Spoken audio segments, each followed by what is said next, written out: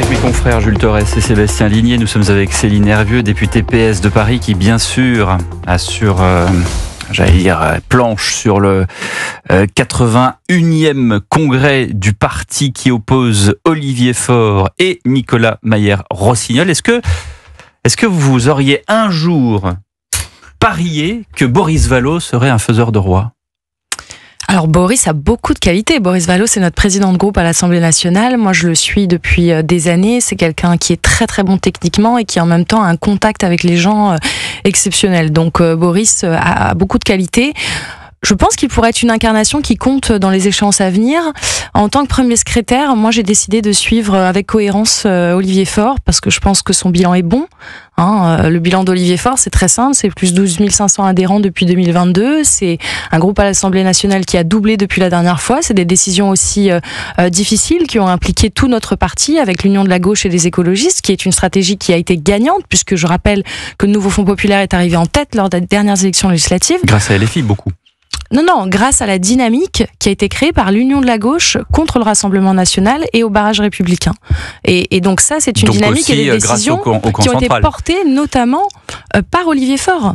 Et il avait pris les bonnes décisions déjà dès son arrivée, dès 2019 avec Raphaël Glucksmann, que les mêmes opposants d'ailleurs à Olivier aujourd'hui sortent en étendard à tout bout de champ. À l'époque, il l'accusait d'avoir sacrifié le PS et d'être allé chercher quelqu'un en dehors du parti. Donc en fait, c'est quelqu'un qui prend les bonnes décisions, qui est pas là pour lui se mettre en avant. Olivier Faure arrive donc en tête de ce premier tour de scrutin, 42% pour Olivier Faure, 40% pour Mayer-Rossignol, 18% pour Boris Vallaud. Je signale ces scores parce que il y a un deuxième tour prévu le 5 juin et que c'est la raison pour laquelle je vous demandais si Boris Vallaud était un faiseur de roi, puisqu'évidemment, il y a un rapport de voix qui va se faire vers l'un ou l'autre des candidats. Jules Torres.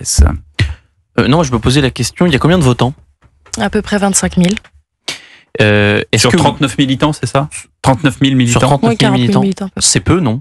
C'est une belle participation. C'est trop peu, oui, c'est trop peu, mais c'est une belle participation. On a gagné 6 points de participation par rapport à Marseille. Et nous, on le voit au niveau local dans nos sections. On a des nouveaux adhérents qui arrivent tous les mois. Donc, évidemment que c'est encore trop peu. Qu'est-ce qu'ils vous disent, les nouveaux adhérents ? Ça, c'est intéressant. Ah, mais les nouveaux adhérents, ils sont arrivés notamment parce que la stratégie... On a fermé Solferino. Il y a un moment le grand PS n'existe plus, mais on va reformer quelque chose. Justement, les gens croient réellement... Déjà, il y a ceux qui ne se résolvent pas à voir Marine Le Pen arriver au pouvoir en 2027 et qui pensent qu'une alternative est possible à gauche. Et que cette alternative, cette gauche qui peut arriver en responsabilité, elle n'est possible qu'avec un parti socialiste fort. Mais c'est quoi ? C'est une gauche socio-démocrate, vous diriez ? Ses valeurs. Mais c'est d'abord la rupture avec le social-libéralisme, surtout. Parce qu'on ne va pas reproduire les erreurs qu'on a commises dans le passé. Donc c'est d'abord un réancrage à gauche. Et retrouver le contact avec le peuple gauche. Et ensuite construire une alternative politique qui puisse rassembler.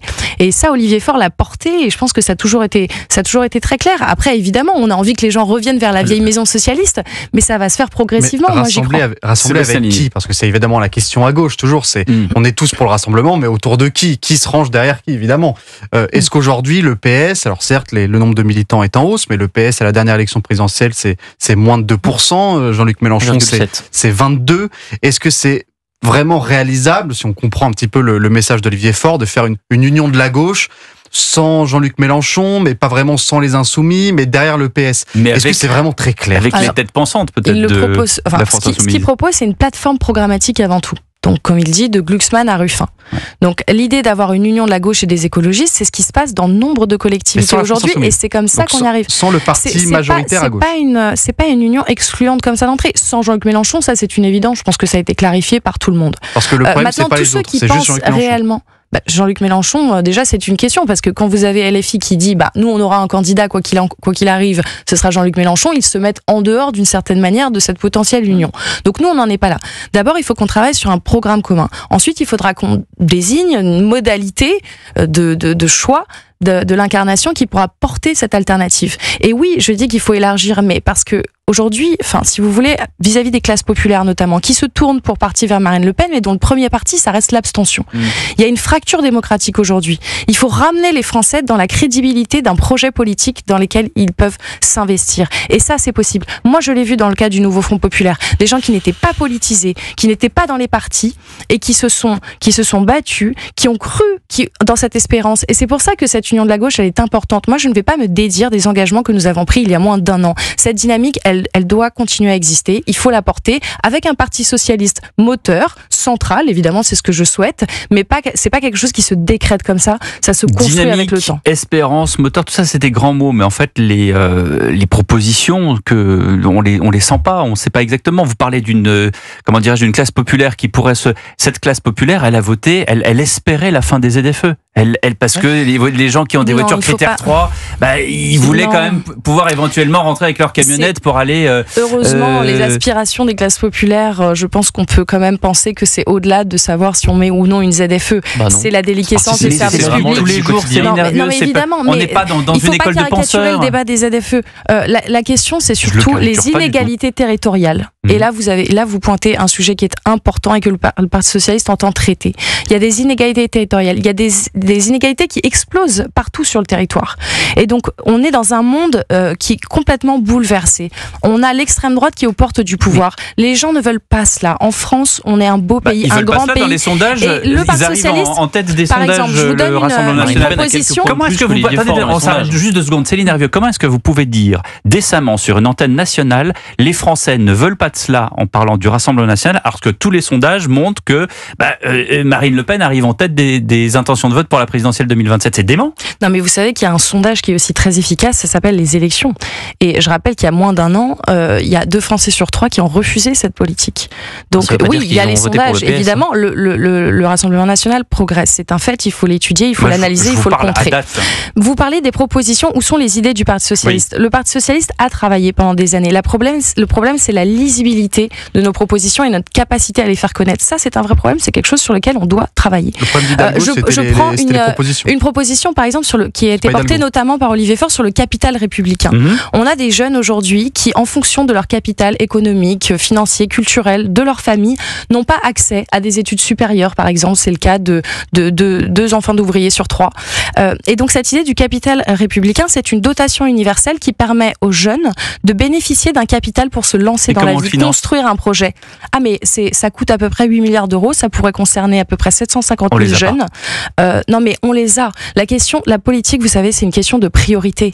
Est-ce qu'on est en train de laisser la moitié de nos jeunes sur le bas-côté, qui n'ont pas d'emploi, qui sont sans avenir, qui n'arrivent pas à se projeter, qui tombent ensuite dans la délinquance? Non, mais c'est pas justement, nous on n'est pas dans une vision où il faut opposer les Français les uns avec les autres. Il faut arrêter de cliver. La nation française, elle est riche de sa diversité. Il y a des gens qui, oui, peuvent participer davantage. Et ce que nous disons, c'est que les plus hauts patrimoines, notamment les 500 plus grandes fortunes qui ont doublé leur fortune depuis que Macron est arrivé au pouvoir, qui détiennent 46% de la richesse nationale. C'était 6% en 96. Donc là, on a manifestement un problème. On est le pays recordman Arrêtez de me regarder comme ça, je n'en suis pas dans les 46%. Non, mais c'est pour vous dire, parce que vous dites l'argent, vous avez raison, il faut budgéter ces propositions. Oui. Ce que je veux vous dire, c'est qu'il y a un objectif pour le Parti socialiste, c'est notamment la réduction de ces inégalités et de faire en sorte que tous les jeunes dans ce pays puissent se projeter dans un projet professionnel et réussir leur vie. Ça, c'est très concret. L'économie, les classes populaires, c'est très bien. Marine Le Pen, Pierre l'a dit, est la grandissime favorite de la prochaine élection présidentielle. On n'est plus du tout dans un vote de rejet pour le Rassemblement national, mais dans un vote d'adhésion. Et l'explication de ce vote d'adhésion, il est économique et également migratoire, sécuritaire. Il y a aujourd'hui, chez les classes populaires, chez une majorité des classes populaires, un besoin de sécurité, une demande sur la question migratoire, d'aller vers plus de fermeté sur les questions de justice. Que propose le Parti socialiste s'il veut vraiment récupérer cet électorat populaire qui vote Marine Le Pen? Qu'est-ce que vous lui proposez en dehors du capital républicain, ça j'ai compris, et en dehors de l'économie? Sur ces questions-là, justice, insécurité, immigration. De Céline Hervieux sur Europe. Il faut 2 heures.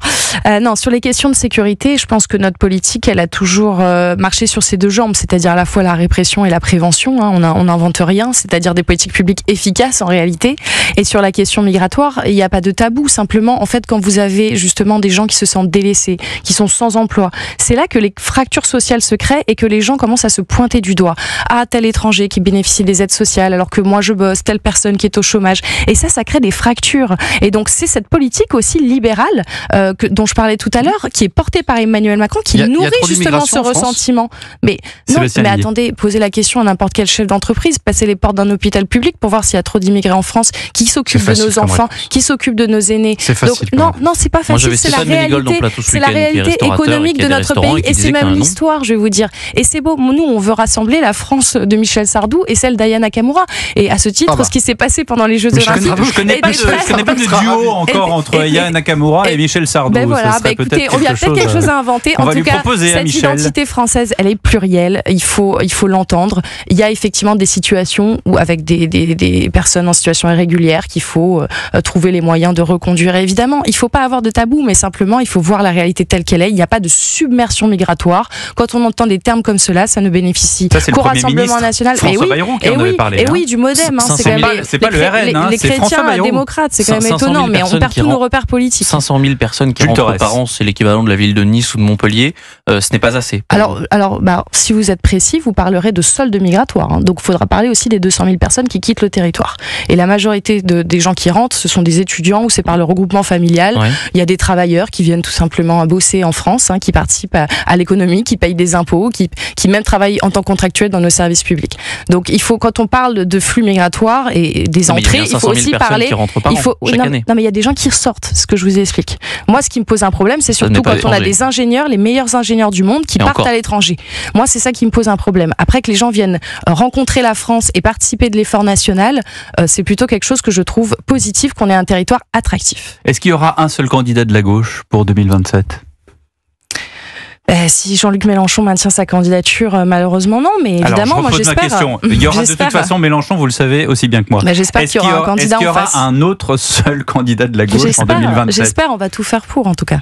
Ça veut dire quoi tout faire pour ? Ça veut dire que vous allez pas dire convaincre les écologistes, par exemple mais on va travailler ensemble, oui, je vous le confirme. Il faut qu'on se mette tous autour de la table et qu'on trouve la personne Parce que quand je regarde les rebuts, j'allais dire, ceux qui se sont fait virer des LFI, ils sont arrivés chez les écologistes, ils sont pas allés au PS. Alors du coup, est-ce que vous arrivez quand même à créer ou à recréer une famille convivial à gauche? Mais ça, justement, le résultat du 5 juin et qui va être à la tête du Parti socialiste pour négocier tout cela sera important. C'est pourquoi il faut absolument qu'Olivier Faure l'emporte. Qu'est-ce que vous dites à Boris Vallaud aujourd'hui? Mais je sais que les discussions sont en cours et j'espère qu'il nous rejoindra, évidemment, parce que sur le fond, ce tandem Olivier Faure et Boris Vallaud, ils travaillent ensemble depuis des années et il y a des convergences naturelles. Donc j'espère qu'on se rassemblera. Et de toute façon, la grande famille socialiste se rassemblera, quelles que soient les obédiences. C'est un vœu que vous formez ce soir sur Europe 1. Merci Céline Hervieux d'avoir été avec nous. Merci Jules, merci Sébastien.